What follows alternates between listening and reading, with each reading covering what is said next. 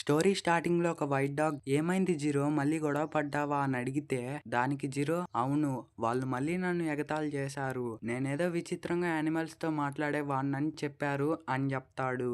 దానికి ఆ white dog నీ పరిస్థితి ఎంత కష్టమో నాకు తెలుసు, కానీ ఒక్కటి గుర్తుపెట్టుకో, అందరికన్నా డిఫరెంట్ గా ఉండడం నిజానికి చాలా మంచిది అండ్ ఎవరికీ లేని ఒక యూనిక్ టాలెంట్ నీకుంది. ఇదంతా నీకు ఇప్పుడు అర్థం కాకపోయినా ఫ్యూచర్ లో ఖచ్చితంగా అర్థమవుతుంది అని చెప్తుంది. ఇక ప్రెజెంట్ సీన్ లో కొంతమంది జీరోతో మేమందరం కలిసి నిన్ను ఎంత దారుణంగా కొడతామో తెలుసా అని చెప్తే దానికి జీరో ఏమీ లేదన్నట్టు లైట్ తీసుకొని మీరు పిరికి వాళ్ళు కాబట్టి గ్రూప్ గా వచ్చారు అని అంటాడు. ఇక వాళ్ళలో ఒకడు జీరోతో ఫైట్ చేయడానికి వస్తే జీరో ఒక్క కిక్ తో వాడిని చెరులోకి తోస్తాడు. మిగతా వాళ్ళని కూడా తన స్టైల్లో ఫినిష్ చేస్తాడు.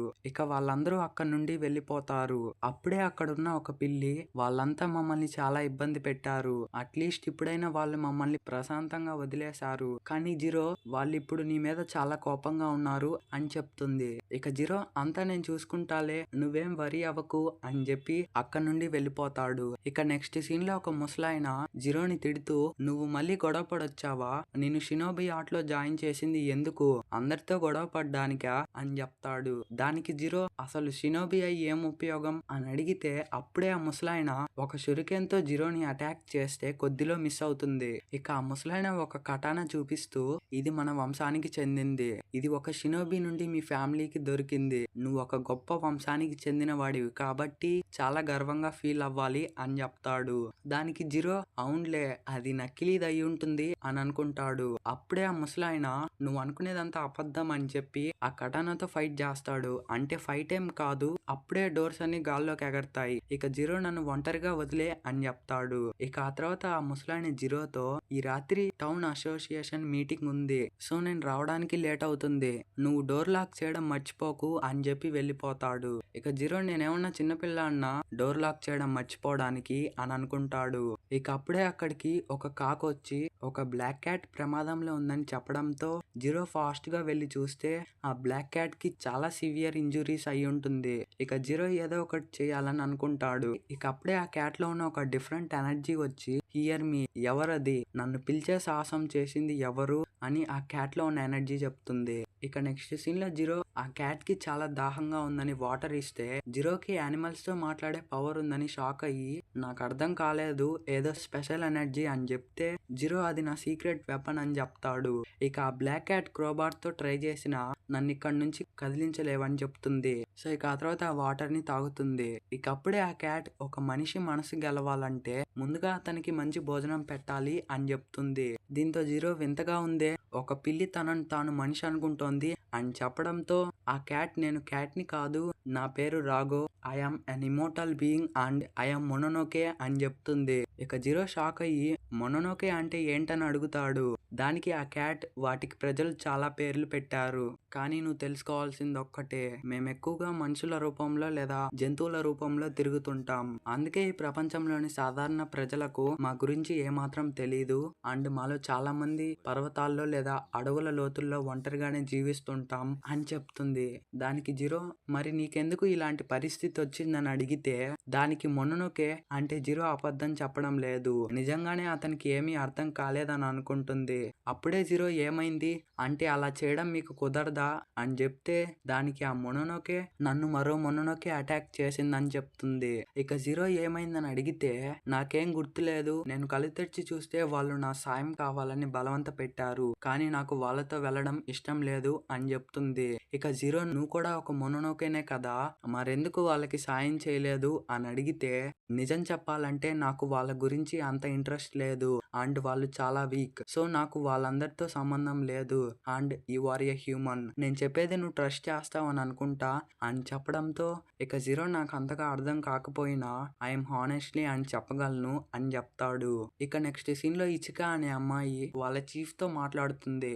ఇక వాళ్ళ చీఫ్ ఏమన్నా సమాచారం తెలిసిందా అని అడిగితే దానికి ఇచిక అవును ఇక్కడ బ్లడ్ కనిపిస్తోంది, ఇది రాఘవ్ బ్లడ్ అనుకుంటా, అండ్ ఇక్కడ తన ఎనర్జీ కూడా పిక్ చేశా, సో నాకు తెలిసి రాఘవ్కి దగ్గరలోనే ఉన్నా అని చెప్తుంది. ఇక ఆ తర్వాత ఇచిక అక్కడ నుండి టెలిపోర్ట్ అవుతుంది. అప్పుడే అక్కడ ఒక స్ట్రేంజర్ ఇదంతా విన్నాడని మనకి రివీల్ అవుతుంది.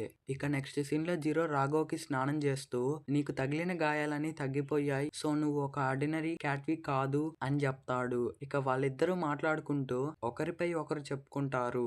అప్పుడే జీరోకి నాచి గుర్తొస్తుంది. సో ఇక జీరో రాఘవ్కి చెప్తూ నాచి తినకంటే చాలా డిఫరెంట్, అప్పుడు జీరోని అందరూ బుల్లింగ్ చేసేవారు, ఆ టైంలో నాచి చాలా సపోర్ట్ ఇచ్చేది అండ్ తనని అర్థం చేసుకునేది, సో అదే నా లైఫ్ లో ఒక స్పెషల్ మెమరబుల్ మూమెంట్ అని చెప్తాడు. ఇక మొనోనోకే సరే అయితే నన్ను వదిలేరా అని చెప్పిన జీరో మాత్రం అలానే స్నానం చేస్తూ ఉంటాడు. ఇక అలా రాత్రి అవ్వడంతో జీరో ఫుల్ గా నిద్రపోతూ ఉంటాడు. ఇక అది చూసిన రాఘవ్ సరే అయితే నీతో టైం స్పెండ్ చేయడం నాకు చాలా హ్యాపీగా ఉంది, నువ్వు నా ప్రాణాలు కాపాడావు, సో నేను నీకు ఎప్పుడు రుణపడి ఉంటా అండ్ నేను ఇక్కడ ఉండడం నీకు చాలా డేంజర్, సో నేను వెళ్తున్నా, మళ్ళీ కలుద్దాం సరే అని చెప్పి అక్కడ నుండి వెళ్ళిపోయే లోపే జీరో వచ్చి ఎక్కడికి వెళ్తున్నావు, గాయాలు తగ్గే వరకు ఇక్కడే ఉండొచ్చుగా అని చెప్తాడు. ఇక రాఘవ్ షాక్ అయ్యి నువ్వు నిద్రపోతూ ఉన్నావు కదరా, అప్పుడే ఎలా ఇంత ఫాస్ట్ గా వచ్చావు అని అడిగితే దానికి జీరో అది షినోబి టెక్నిక్ అని చెప్తాడు. ఇక రాఘవ్ నువ్వు చేసిన హెల్ప్ చాలు, సో ఇక నేను వెళ్తున్నా అని చెప్తే జీరో మాత్రం వద్దని చెప్తాడు. దీంతో రాఘవ్ చెప్తే అర్థం కాదా, నేను ఇక్కడ ఉంటే నీ లైఫ్ డేంజర్ లో ఉంటుంది అండ్ నీ ప్రపంచం వేరే నా ప్రపంచం వేరే అని వార్నింగ్ ఇస్తాడు.